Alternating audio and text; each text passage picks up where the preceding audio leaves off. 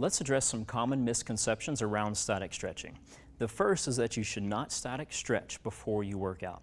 Now this is based off of some pretty sound research where they did some 1 rep max testing of a muscle, they then statically stretched it, and then they repeated that 1 rep max testing. And what they saw is that muscle decreased its performance. That's absolutely correct. And if you notice in the OPT model, we apply static stretching to the muscles that we identify as being overactive in the overhead squat assessment. So essentially, that's telling us these muscles are already doing too much, so whenever we statically stretch that muscle, we reduce its ability to perform, and therefore we can increase the quality of the movement.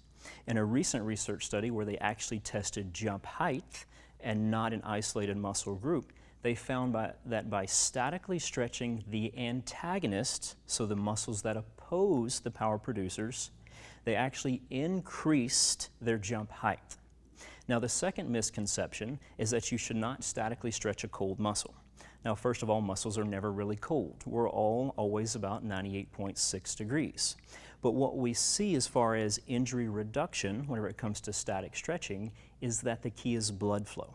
Now again, if we follow the OPT template, what we see is the first thing we do is foam roll, and then we statically stretch, and then we go more into the movement prep.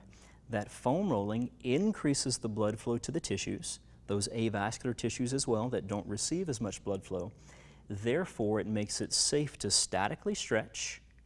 That increases the quality of the movement, and then we can have a better movement prep, and we can have a better overall training program.